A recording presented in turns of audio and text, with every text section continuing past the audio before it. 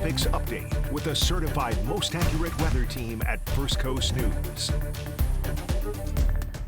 Good evening, folks, and welcome in. I'm meteorologist Ross Mumald. The latest from the National Hurricane Center here on that once was a yellow glob, now an orange glob. They have since shrunk it up. So over the past several days, you've seen it extended across the Florida Peninsula and even into the eastern Gulf, just off the western coast of Tampa there. But that has now shrunk down primarily off to our east and southeast. So pretty much from Daytona up across the First Coast, Savannah, Myrtle Beach, up towards Wilmington, and even the Outer Banks, coastal areas still butting up along this area. So still just a medium 40% chance of development or formation over the next 7 days, primarily starting on Friday and then continuing into your holiday weekend. So at the very least, we could, just see a heavy rainmaker, a very weak low pressure system. At the most, really just looks like a tropical depression possibly forming. I think the likelihood of a tropical storm developing is quite low. I wouldn't say it's zero, but it is low.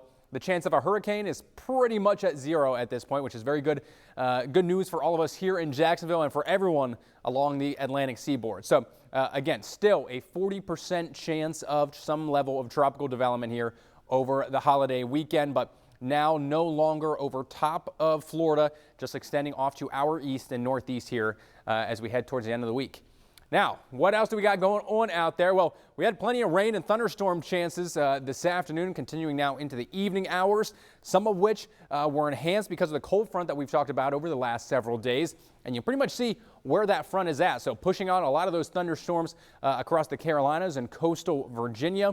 The Delmarva area as well, and then even up into New England behind our banner. That then dips down to the south and southwest, pushing in a little bit of some extra moisture for those storms to try to feed off of. So the storms that we have seen have put out a lot of rain, most of which, though, beginning to rain themselves out. We only have a few isolated thunderstorms left. We'll take a look at them.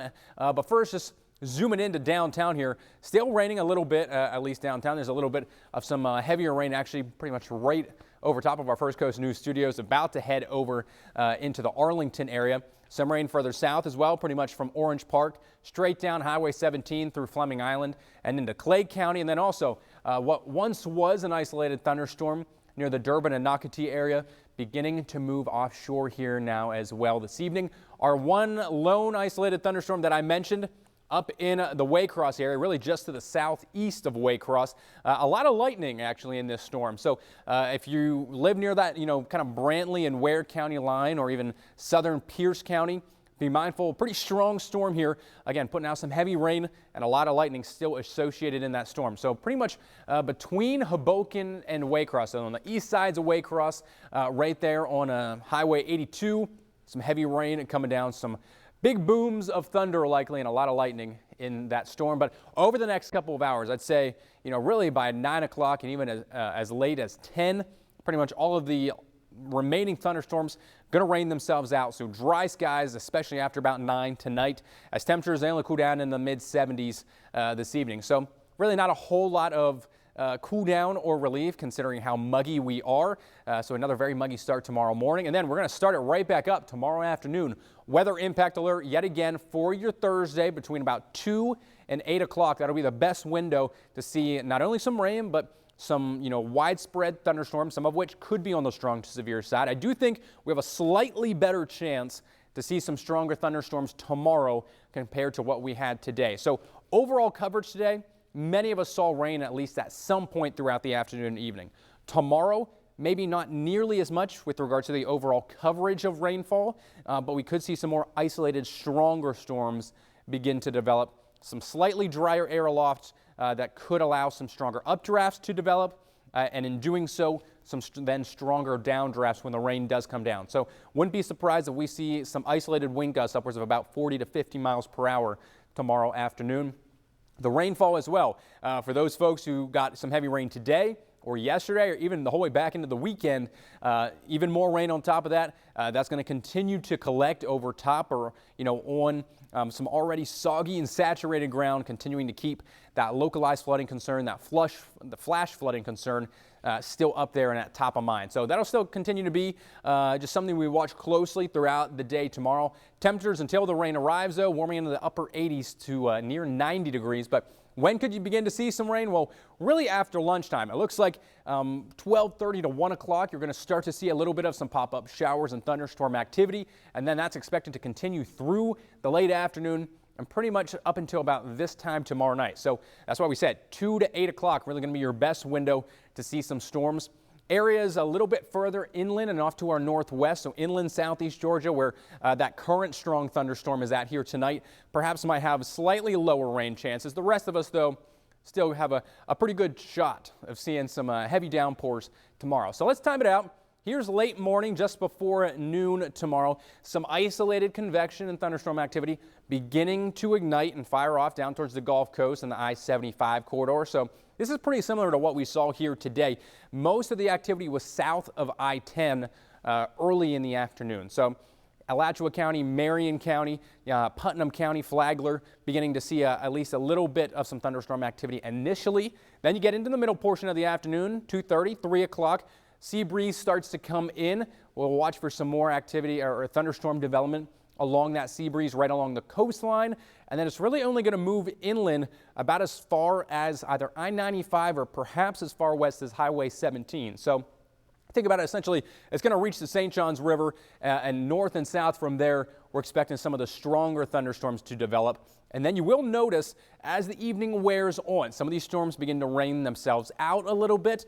The overall motion will change from out of the east to west to more so from the north to the south. And you can kind of see it played out. A lot of those storms then begin to drift a little bit further southward. That's primarily due to our steering flow aloft, anywhere from about 1,000 to even 10,000 feet, up in the atmosphere. Those winds going to be slightly more out of the north and northwest. They're not going to be strong, but it'll be enough to push some of those storms further southward tomorrow night. So I say that just so you know that although we could see some thunderstorms, let's say, in Jacksonville, they move out along I-10 into Baker County initially tomorrow, and you might be dry then, let's say in a place like Stark tomorrow evening. Be mindful, some of those storms will work their way back south, so still could have a chance for some rain either, in Bradford County, Putnam, Gainesville even. So just kind of trying to break down a little bit of where some of those storms could move to once they actually do develop. But we've talked about the localized flooding and raining, or heavy rain here that is, very likely throughout the day tomorrow.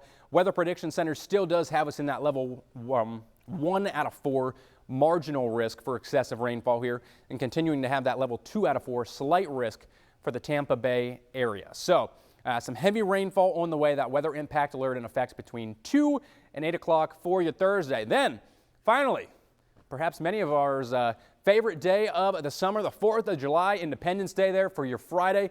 Yet again, we're going to watch for some afternoon thunderstorms, but the models continue to trend in the right direction with regards to any firework display plans that you might have.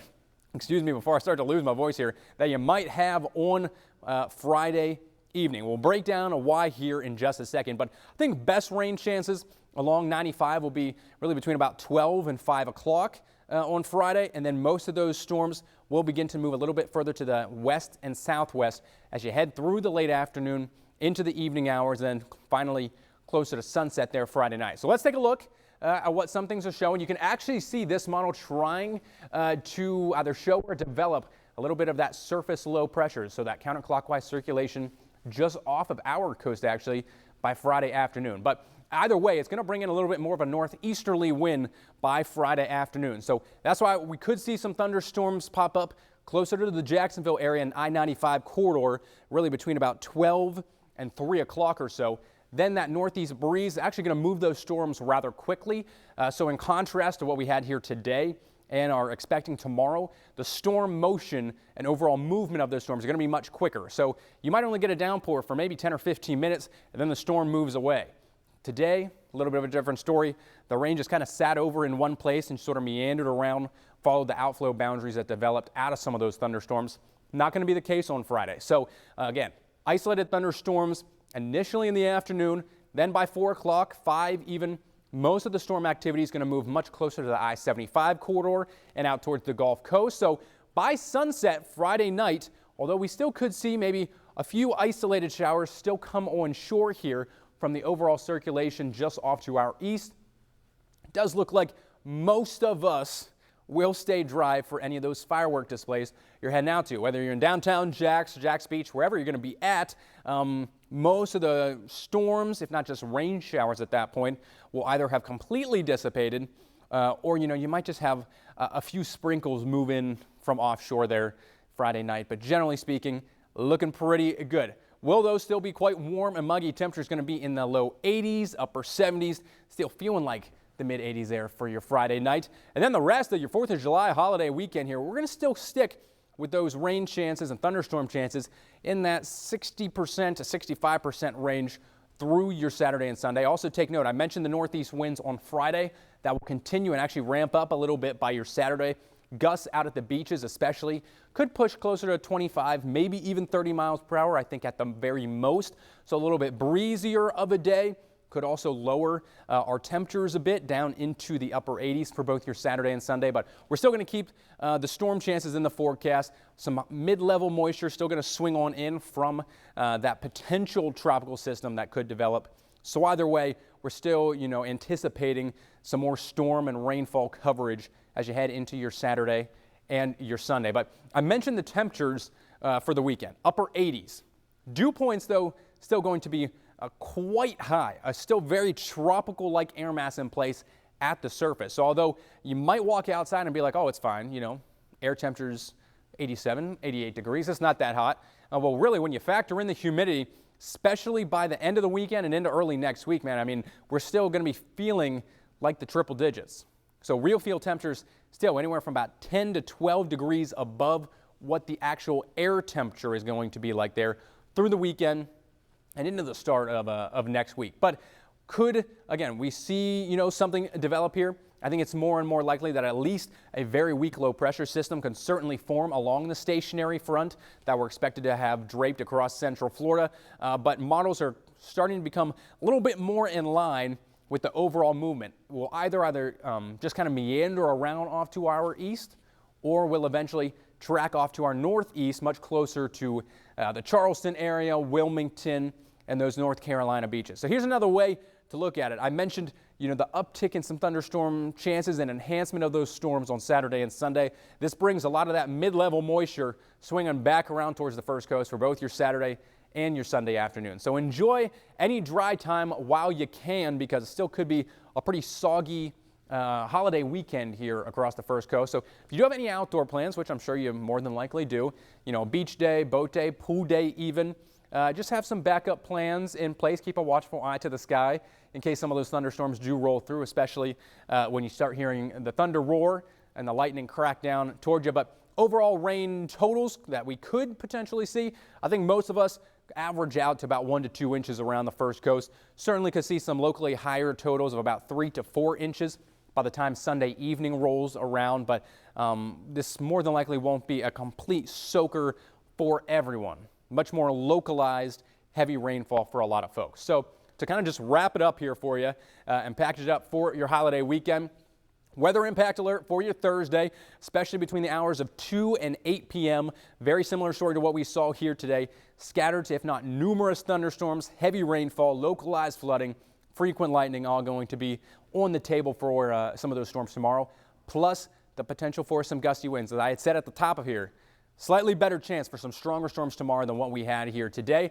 And then your 4th of July on Friday, Saturday, Sunday, anywhere from a 60 to perhaps a 70% coverage for some rain and storms. Looking good for those Friday night fireworks on the 4th of July. And then as we head into the next portion of, or next week, I should say, temperatures low to mid 90s. So we do rebound rather quickly here. So enjoy the cool down as well, with temperatures in the upper 80s this weekend. As I had said, the humidity, though, will remain relentless. So as temperatures start to push back up into the mid 90s, by next Tuesday, next Wednesday, real field temperatures going to be pushing closer to 104, 105, 106. So we're not getting rid of the steam at all. It's still going to be quite sultry out there over at least the next 7 days. And before I go, I will add some of the longer range forecasts with regards to activity in the tropics, trending on the more calmer side. So hopefully, fingers crossed, this is the only tropical development we have the potential to see for the month of July. Take care, folks.